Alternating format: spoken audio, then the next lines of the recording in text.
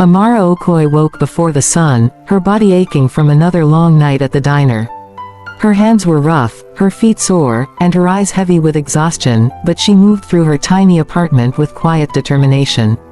3 jobs, she reminded herself, 3 jobs to keep the promise she had made years ago. She had believed in love. She had believed in Min Jae. She had believed that the sacrifices she made, skipping sleep, working overtime, putting her dreams on hold, were building a future that they would share.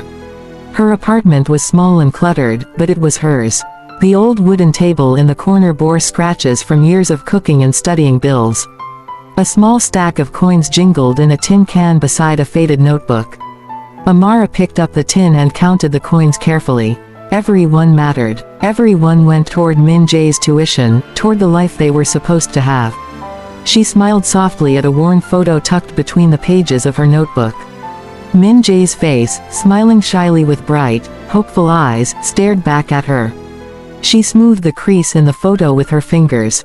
"Just one more month," she whispered. "One more month and you'll be done. One more month and it will all be worth it."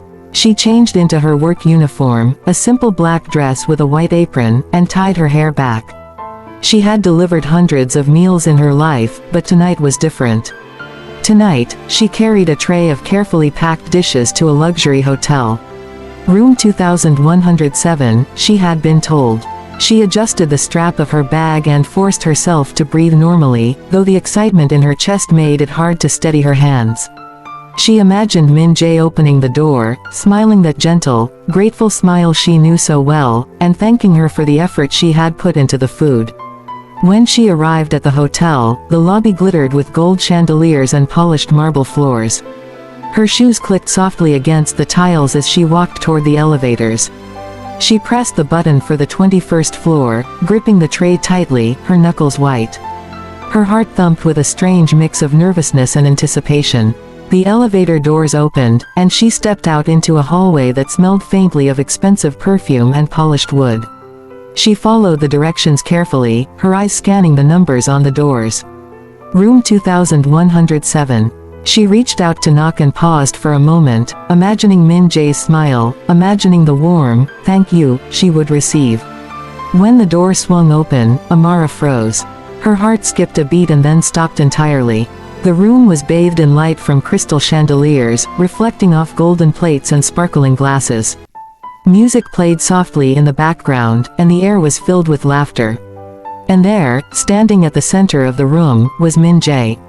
He looked radiant in a crisp black suit, his hair perfectly styled, his smile confident and smooth. But he was not alone. Next to him stood another woman, delicate and elegant, her skin pale and flawless, her laughter tinkling through the room like a cruel melody. Amara's stomach dropped. Su Yeon. She had seen her in photographs, the woman Min Jae had chosen over her. And tonight, it seemed, they were celebrating an engagement. The guests around the room noticed Amara immediately. Her uniform, her dark skin, her simple hair, all of it made her stand out like a shadow in a world of glitter. Whispers filled the air, sharp and cutting.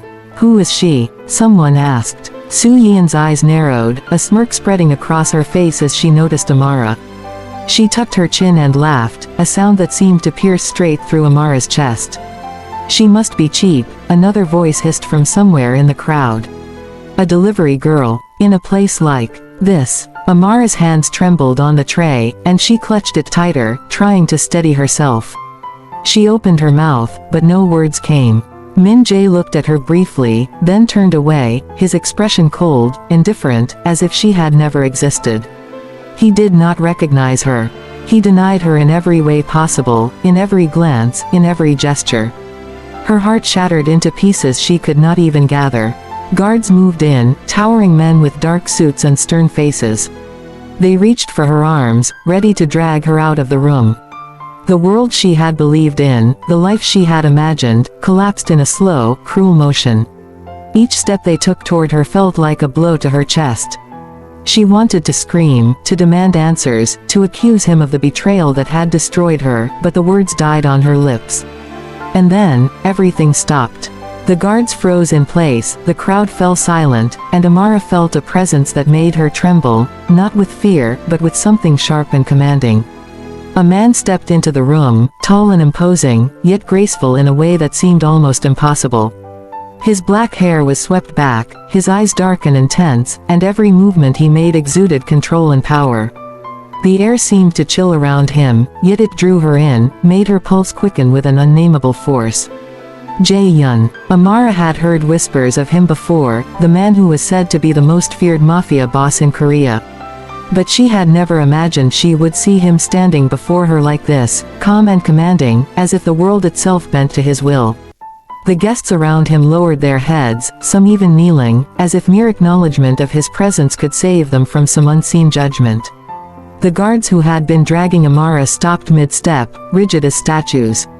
He stepped closer, his gaze locking on hers. Every breath she took seemed shallow in his presence. He reached out, his fingers brushing her elbow with a touch that was firm, yet careful. Amara felt a strange warmth spread through her, even as her chest tightened with fear and confusion. He lifted a hand, gently brushing a tear from her cheek with his thumb. The gesture was simple, intimate, and impossible to forget. "No one throws away what I want," he said softly, his voice low and commanding. "Marry me. I'll give you the world." The words hit her like a thunderclap. The room seemed to spin, the music fading into a distant echo, the laughter and whispers swallowed by the gravity of his presence. Amara's mind raced. She did not love him. She barely knew him, yet here he was, offering her protection, power, and a life she had never dared to imagine for herself. She looked around at the crowd, at Min Jae whose face was pale with shock, at Soo-yeon whose smirk had faltered, at the guests frozen in awe. And she realized something that made her heart race with a strange, dangerous thrill. This was her chance for revenge, her chance to reclaim the dignity that had been stolen from her.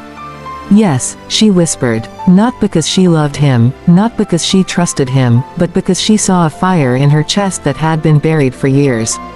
A fire that would not be extinguished until she had taken back everything she had lost. Jae-yun's eyes flickered, a hint of something unspoken passing between them, and he gave her a slow, knowing smile. The world did not dare move until he willed it. He had claimed her, but the game had only just begun. As she was led away from the room, her body trembling with adrenaline and disbelief, Amara felt the first stirrings of something she had never expected: hope. Not a fragile, naive hope, but a powerful, dangerous hope. She would play this game. She would walk through fire and darkness to reclaim her life. And if the man who had just claimed her was as dangerous and powerful as he appeared, perhaps she had found an ally, and perhaps, something else entirely. The hotel hallway was silent now, save for the faint echoes of her hurried footsteps. She clutched the apron to her chest, heart racing, mind spinning. She had been betrayed, humiliated, and thrown aside. But now, standing at the threshold of a world she had never imagined, she understood one thing clearly: no one would ever look down on her again. And if Jae-yun wanted her, then she would use that desire. She would take revenge, she would take power, and she would do it all while keeping her heart intact, at least, for now. The night sky glimmered through the hotel windows, distant city lights reflecting in her eyes. Amara allowed herself a single, quiet smile. Tonight, everything had changed. The world was no longer something to endure. It was something to conquer. And the man who had stepped in like winter itself, cold and unstoppable, was now her partner in this dangerous game. Her heart beat faster, a mix of fear, excitement, and a strange thrill. Amara Okoi, the girl who had given everything to a liar, was no longer alone. And in the shadow of a mafia king, she found her first taste of power and revenge. Amara woke to the quiet hum of the city outside her bedroom window. The sky was still dark, streaked with hints of pink as the sun tried to rise. Her body ached in places she had forgotten existed, muscles stiff from the previous day's whirlwind of shock, humiliation, and sudden rescue. She rolled over, her eyes settling on the man sleeping across the room. Jae-yun. He lay on the edge of the bed, one arm draped carelessly over the back of the chair, the other resting near his face. His expression was calm, almost unreadable, and yet it made her pulse quicken. She reminded herself firmly, she did not belong here. She had said yes, but it was not love. It was strategy, revenge. That fire in her chest burned hotter than any hesitation. Still, for a moment, she allowed herself to study him. His black hair fell across his forehead in a way that made him look younger than he was. His jaw was sharp, his face coldly handsome, but there was something in the slight twitch of his brow, in the way his hand flexed as he slept, that hinted at more than just a ruthless facade. She shivered slightly and got out of bed, careful not to make a sound. The morning was quiet as she dressed. She moved like a ghost through the luxurious room, noting the contrast between this world of silk sheets and polished wood and the small, cramped apartments she had spent her life in. Her hands brushed over the furniture as if memorizing the feel of it, the weight of it, the sense of permanence it suggested. She hated it and loved it at the same time. This life, this man, could crush her if she let it. Jae-yun appeared in the study shortly after breakfast, his presence commanding the small space. Amara had expected confrontation, a cold reminder of her place, but instead he simply gestured for her to sit. His eyes, dark and unreadable, watched her carefully as he began speaking. "The arrangement is simple," he said, voice calm and deliberate. "You will be my wife in public. You will appear beside me, be seen, and be respected. In return, you will have protection, wealth, and the means to rebuild what has been stolen from you." He paused, letting the words settle. "But there is more. I want your presence. I want your consent. Not just your compliance. I do not accept half measures." Amara's chest tightened. She met his gaze squarely, forcing her voice to remain steady. "I will comply. I will act the part," she said. Every word was measured, deliberate. "But do not think for a moment that I will let anyone use me or take what is mine again." Jae-yun's lips curved into a faint smile, as if he expected nothing less. He leaned back, eyes still fixed on her, and said nothing more. The silence was thick with unspoken understanding. They were bound together now, not by love, but by the promise of power and revenge. The first days together were strange and uncomfortable. Amara followed the house rules with rigid precision. No wandering into restricted areas, no speaking without permission in certain rooms, and never questioning the security measures that seemed excessive, almost theatrical. Guards shadowed her movements, their eyes following her every step, and she felt the weight of Jae-yun's scrutiny as if it were a physical force pressing against her chest. He watched her constantly, yet with a patience that was unsettling.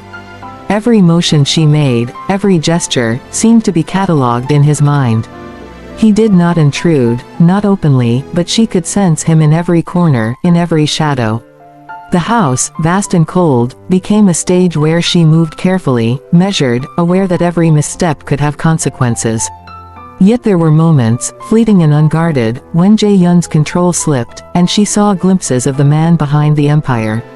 A slight frown when he read a letter, a soft sigh when he poured himself a drink, the brief hesitation before he entered a room. Those moments were dangerous, stirring something in her chest that she could not yet name. Meanwhile, word of her marriage spread quickly.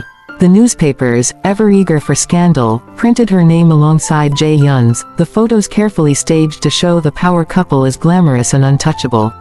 Min Jae's reaction was swift and visible. He saw the headlines, saw her standing tall and proud beside a man he had always feared, and panic etched itself into his features. He realized, too late, that he had lost her, that the girl he had betrayed was no longer helpless. Su Yeon, his fiancée, wasted no time. She invited Amara and Jae-yun to a gala, a thinly veiled attempt at mockery. Her eyes sparkled with malice as she anticipated humiliation, as if the presence of Amara, now elevated in status, could not possibly escape judgment. Jae-yun accepted the invitation with a faint smile, a sharp gleam in his eye. He was not concerned. He had her now, and the world would bend to his will if it tried to challenge her. The night of the gala, Amara moved through the crowd with careful elegance. Her dress was simple but striking, her hair pinned back in a style that revealed her strong, determined features. She felt eyes on her everywhere, whispers following her like shadows. And through it all, Jae-yun walked beside her, a silent anchor, his presence both protective and possessive. Later, when the crowd had thinned and the gala lights dimmed, Amara found herself in Jae-yun's study. The room smelled of rich wood and faint tobacco, a lingering scent of power that made her pulse race. He was alone, standing by the window, a glass of whiskey in his scarred hand. The dim light cast shadows across his face, revealing the lines of fatigue and thought that made him human, flawed, and real. "You could have walked away," he said, his voice low, almost uncertain. His gaze met hers, searching, questioning. "You didn't have to stay." Amara crossed her arms, leaning against the doorframe, her voice sharp and controlled.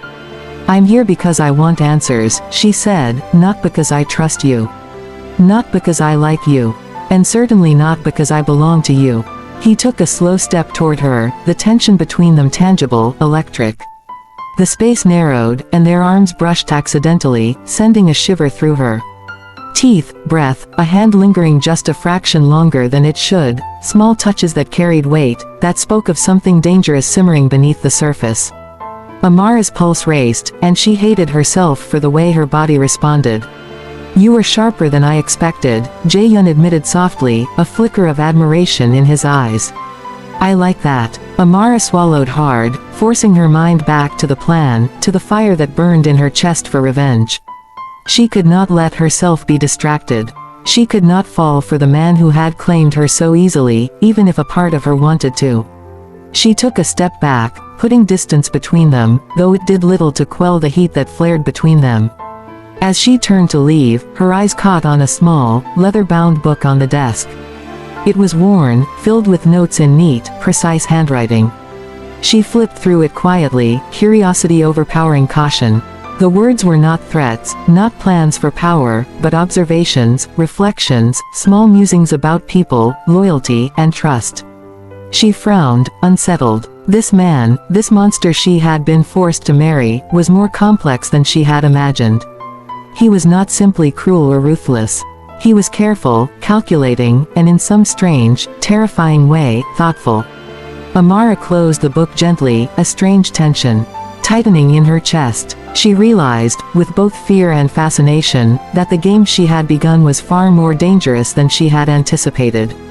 She would use him, yes, but she could not ignore the pull he seemed to have on her, the way her heart betrayed her careful reasoning with every glance, every brush of skin, every lingering look. That night, she lay in the lavish bed of the master bedroom, staring at the ceiling, mind racing. She thought of Min Jae, of the life she had lost, of the humiliation she had endured. And she thought of Jae-yun, of the strange fire he had ignited in her, of the way his presence could be both a shield and a threat. Her hand rested on the book she had returned to the desk. She traced the worn leather cover, feeling the weight of it, the permanence it suggested. A part of her wanted to flee, to reject him, to reclaim her freedom. But another part, darker and more dangerous, whispered that perhaps, just perhaps, she could use this man, this empire, this power, to take back everything she had lost. The night passed in uneasy quiet, each of them alone in their thoughts, each of them aware of the unspoken tension that had settled between them. By morning, the arrangement was no longer simply about survival. It had become a delicate dance of strategy, desire, and unspoken challenge. Amara knew she had to be careful, had to hold the line between using him and being used. And somewhere deep in her chest, she felt it, curiosity. A dangerous, thrilling curiosity that she could not ignore. The war had begun, but it would not be fought with fists alone. It would be fought with minds, with strategy, and with the unspoken fire that now simmered between her and the man who had claimed her. Amara Okoi, the girl who had been betrayed, humiliated, and discarded, now had a new battlefield. And for the first time in her life, she felt a thrill at the thought of the fight ahead. The morning had started like any other, the soft hum of the city below the windows lulling Amara into a false sense of calm. She was sipping tea in the breakfast room, her fingers wrapped around the warm cup, when the first warning came. A message slipped under the door, small and folded, sealed with an insignia she recognized immediately. The mark belonged to one of the rival families, a group that had long coveted Jae-yun's territory, power, and influence. Amara's heart thumped in her chest as she unfolded the note. The words were simple, sharp, step aside or lose everything. Her pulse quickened, not for herself, but for the man whose eyes she had seen soften only for her, for the life she had agreed to enter for revenge. She had thought this marriage was a calculated game, but suddenly, the game had stakes she had not fully counted. By evening, the threat had escalated. A car skidded through the driveway, bullets pinging off the armored windows of the mansion. Guards swarmed like shadows, but even they could not match the precision, the ferocity, with which Jae-yun moved. He was everywhere at once, orchestrating defenses, positioning allies, issuing commands that carried the weight of command and the threat of retribution. But amidst all of it, Amara remained his center. He moved around her, shielding her from danger, a human wall that vibrated with power and unspoken intent. Amara's heart raced, chest tight with fear she tried and failed to suppress. She had seen power before, but this was different. This was the man who had claimed her, who had made her his, moving like a force she could neither challenge nor ignore. Every glance he threw in her direction promised both protection and consequence, as if even a stray thought could cost her dearly. When the storm passed, the house grew quiet again. The sun had long set, and the only sounds were the soft ticking of clocks and the faint hum of electricity through the mansion's walls. Amara leaned against the doorframe of the living room, knees weak, heart still thudding. She felt exposed, fragile in a way she hadn't in years. Jae-yun appeared from the study, shedding his coat and gloves, his chest rising and falling as he moved toward her. His eyes were dark, and something softer gleamed in them. His hands reached for her gently, not the possessive, commanding force she had seen in public, but careful, deliberate touches that made her skin tingle. He guided her to a chair, seating her like he was ensuring she would not fall, and crouched beside her. "Are you hurt?" he asked quietly. His hands brushed the hair from her forehead, the tips of his fingers lingering against her temple. She flinched slightly at the tenderness, confusion tightening in her chest. "No," she whispered, her voice small. She could feel her pulse against her throat, her palms cold despite the warmth of his touch. "You should rest," he said, his voice low, almost vulnerable. He settled beside her, hand on hers, eyes tracing her face as if memorizing every detail. She had expected control, power, cold efficiency, but this closeness, this attention, made her heart fight a rhythm she had not anticipated. His hands were everywhere, not violent, not demanding, but entirely present. The contrast between the danger outside and the care inside made her mind reel. Hours passed in silence. She felt his weight nearby, steady, grounding, and a strange comfort stirred inside her. She wanted to pull away, to remind herself that this was a game, that she was using him. But she could not. The soft brush of his fingers against her hand, the occasional tilt of his head, the way he adjusted her blanket without a word, each gesture rewired her resolve in ways she did not yet understand. Late that night, after the mansion had settled into uneasy quiet, Amara found herself in the library. She had come seeking a moment of solitude, but Jae-yun was already there, leaning against the desk with a glass of whiskey in his hand. His eyes were shadowed with thought, the flicker of lamplight catching the curve of his jaw. He had changed since the day they met, not softened, exactly, but altered in ways that unsettled her. "You were brave today," he said, voice low. "Most would have frozen, or fled. But you stayed." Amara frowned, crossing her arms, trying to keep the sharpness in her tone. "I stayed because I had no choice," she replied, teeth gritted. "I am not brave." He smirked, but it did not reach his eyes. "You were the first person I've met, the first person who burned so bright I could not ignore her." His words were careful, deliberate, fragile even. He did not say he loved her. He did not confess. Yet the embers of his meaning lingered, warm and dangerous, between them. Amara's chest tightened. She wanted to be furious. She wanted to scowl, to reject the intimacy, to keep her plan sharp and untouchable. But the way he looked at her, the way his hand hovered near hers, made her knees weak. She realized, with a flash of panic, that she was already leaning toward him, that her defenses, meticulously built over years, were beginning to crack. Their argument spiraled, words exchanged with sharp edges that masked the tension building between them. Trust, suspicion, betrayal, each word a weapon, each glance a spark. And then, without warning, the distance collapsed. His hand brushed hers again, tentative at first, then firm. Her breath caught, and she could feel the heat of his body close to hers. Kisses followed, slow, deliberate, tasting and exploring, each one a question and an answer all at once. She pushed back, then leaned in, caught in the tide of sensations she had refused to name. His lips were insistent, greedy, but tender, as if each touch balanced danger with protection. Hands roamed with careful certainty, tracing curves and planes, memorizing the feel of her. Amara's own hands moved without conscious thought, brushing against him, exploring, testing, surrendering.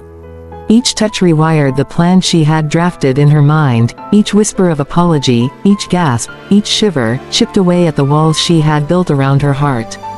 The night stretched on, a symphony of heat and vulnerability.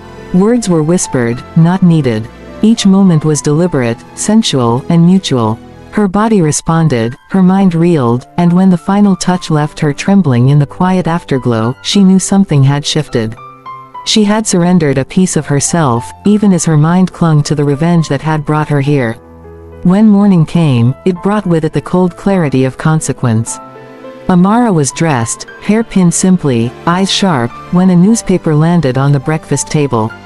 The headline burned into her mind: Min Jae arrested, evidence links him to illegal activities. Her pulse quickened. Her past was not finished with her. Her revenge, she realized, would demand more than strategy, more than patience. It would demand cunning, ruthlessness, and perhaps the very strength she had begun to share with the man who had claimed her. She glanced at Jae-yun, who sat across the table, eyes dark with calculation. The night had changed them both. The boundaries of ownership, desire, trust, and power had shifted. Amara knew, with sudden certainty, that her plan would never be simple again. And yet, beneath the fear and determination, beneath the pulse of revenge, a dangerous, thrilling thread wound through her chest. She felt the echo of last night, the warmth, the touch, the surrender. She felt him, and in that feeling, she understood that she had begun to stake more than revenge. The game had changed. The battlefield had expanded, and Amara, for the first time, realized that the man beside her, Jae-yun, was no longer a simple obstacle or tool. He was fire, and she had stepped too close. Her heart raced with both fear and anticipation. The war had begun anew, and she would need every ounce of her strength to navigate it. But now, in the quiet light of morning, she allowed herself a single, dangerous thought: perhaps she would not walk this path alone. And for the first time, the mask of Jae-yun had cracked, revealing glimpses of the man beneath, the man who could protect, who could touch, who could ignite fire in ways she had never expected. Amara woke to the soft hum of the city outside her bedroom window. Sunlight spilled through the floor-to-ceiling curtains, painting golden lines across the polished wood floor. She dressed quickly, her mind already buzzing with plans. Yesterday had been a storm, both dangerous and intoxicating, and today she would turn that fire into something sharper.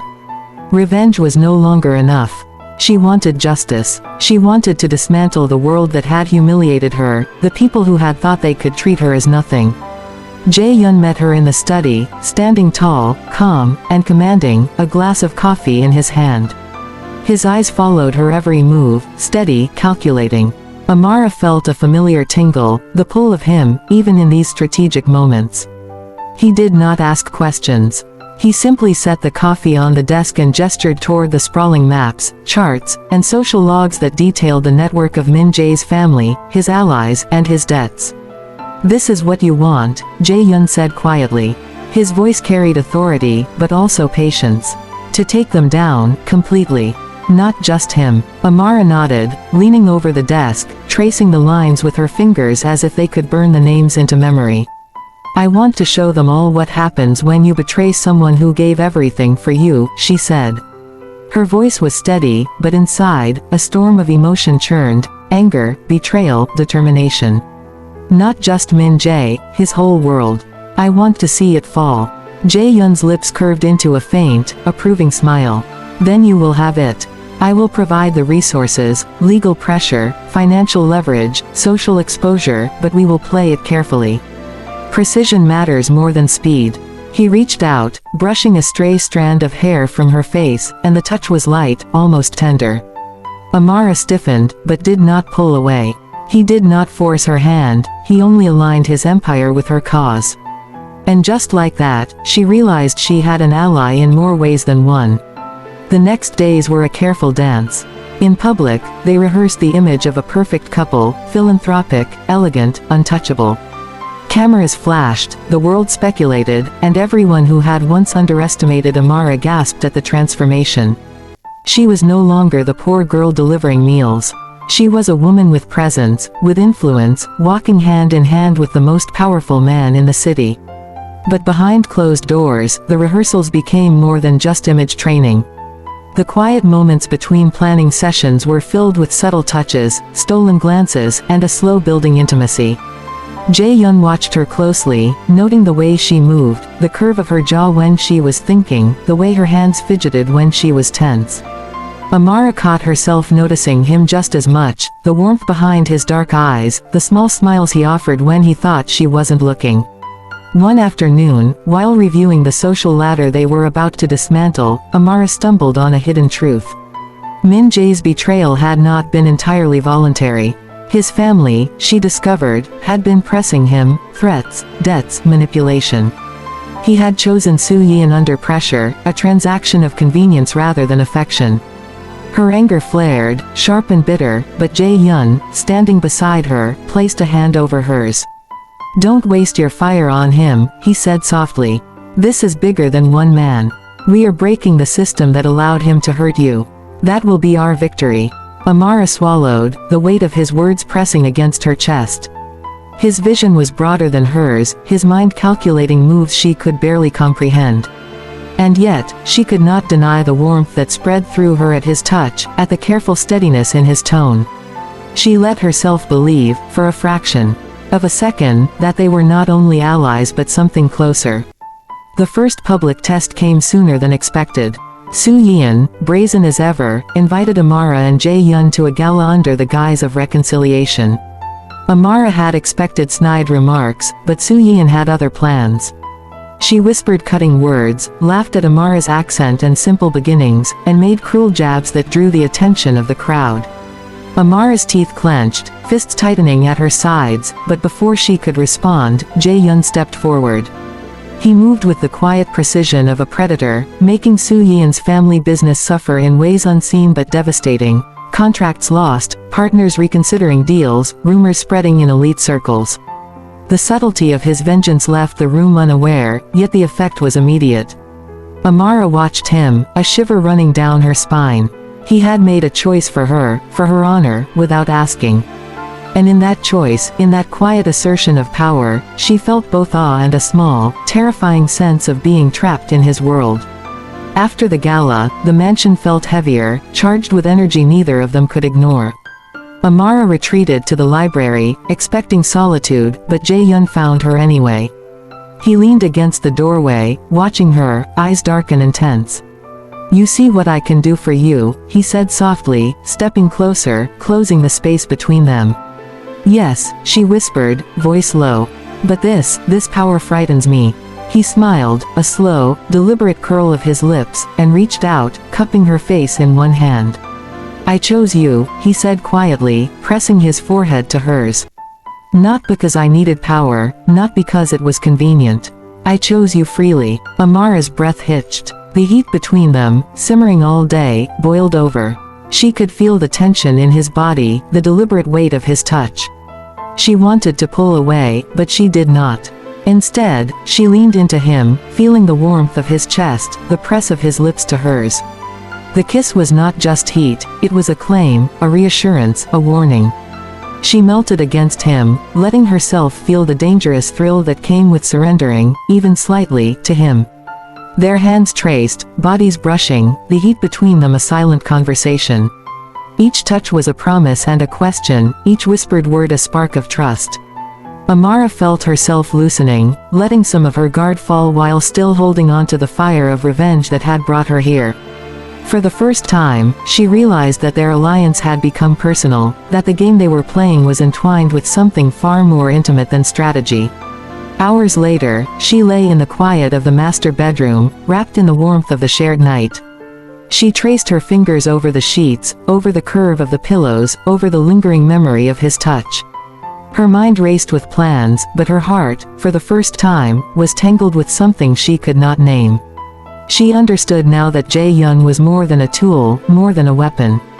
He was fire, and she had stepped too close. The morning brought a sharp reminder of reality. An envelope appeared on her desk, its paper thick and unmarked. Inside was a photograph, crisp and clear. Someone she loved, someone close to her family, was in danger. The words scrawled beneath it sent a chill through her veins: "Stop, or they pay the price." Amara's breath hitched. The stakes had risen. Her plan for revenge, her careful, deliberate moves, had expanded into a game far more dangerous. Not just her enemies, not just her past, but the people she cared about were now on the line. She felt the weight of responsibility pressing down, heavier than ever before. She looked at Jae-yun, who had been standing silently beside her, eyes dark and unreadable. He did not speak. He did not need to. She could see in his gaze the same understanding, the same calculation, the same willingness to protect her at any cost. He had chosen her, and now she realized that she had chosen him too, not for love alone, but for partnership, for power, for survival. Amara's chest tightened. She had stepped fully into his world now, a world of danger, strategy, and desire. She was no longer a bystander, no longer a pawn. And yet, the question that burned in her mind was clear: could she play this game and still hold on to herself? Could she navigate the fire of power, passion, and revenge without being consumed? Her fingers brushed over the photograph again, tracing the edges with careful fingers. A plan was forming, sharper, more precise than before. She would protect those she loved. She would dismantle Min Jae's world. And she would do it all while navigating the perilous, intoxicating proximity of the man who had claimed her heart, body, and loyalty in ways she could not yet fully understand. The game had grown, the stakes had risen, and Amara knew, with cold certainty and a shiver of excitement, that she was no longer playing alone. The day had arrived. The air was thick with tension, electric with anticipation, and Amara could feel it vibrating through her bones. Sunlight poured into the penthouse suite where she stood, adjusting the edges of her gown, dark and shimmering, a blend of elegance and quiet strength. Every detail had been chosen carefully, not to impress the world, but to assert her presence. The woman who had delivered food, who had scraped by on small wages, who had been mocked, laughed at, and dismissed, she would now stand at the center, untouchable and in command.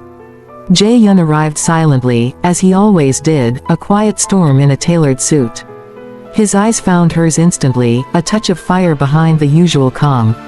He approached, brushing a hand over her cheek, thumbs lingering, warm and grounding. "Are you ready?" he asked, voice low, almost a whisper that only she could hear. Amara drew in a steadying breath. "I have to be. This is everything." Her hands clenched briefly at her sides, the familiar pulse of adrenaline mingling with fear. "Everything they took from me, everyone they mocked, they will see." Jae-yun's lips curved into a small, private smile. "Then let's give them no mercy." His hand found hers, their fingers intertwining. The touch was electric, intimate, and gave her the courage to step into the storm. The venue was grand, filled with the elite who had once sneered at her, whispered about her, and placed Min Jae and Soo-yeon above her. Crystal chandeliers glimmered overhead, reflecting perfectly on the polished marble floors. Cameras flashed, capturing every movement, every expression. The air smelled of expensive perfume, anticipation, and quiet tension. As Amara stepped onto the stage, Jae-yun at her side, the room fell slightly quiet, curiosity and surprise flickering across faces. Min Jae sat smugly near Soo-yeon, unaware, or perhaps underestimating, the force they had underestimated. Amara's pulse raced, but she met every gaze without flinching. She was no longer the girl who had delivered meals in worn shoes. She was the woman who held power, knowledge, and an unyielding resolve. Jae-yun began the presentation, calm, composed, as he revealed every piece of evidence they had gathered: financial manipulations, threats, contracts, secret accounts, and recordings. Amara watched as the room's energy shifted, the whispers of admiration turning to disbelief, then horror. Min Jae's confident smirk faltered. Soo-yeon's laughter died on her lips as her family's secrets unfolded like a slow, devastating collapse. The socialites who had once mocked Amara shifted uncomfortably, eyes wide as their judgmental whispers were replaced by stares of awe, fear, and respect. Amara felt her chest rise and fall in triumph. The woman who had been called cheap, classless, insignificant, she now held the power of truth. The ones who had humiliated her were exposed, and the consequences could not be ignored. But the moment of victory was fleeting. A shadow moved along the edges of the room, a silent, deadly presence that Amara recognized too late. Someone had come for her.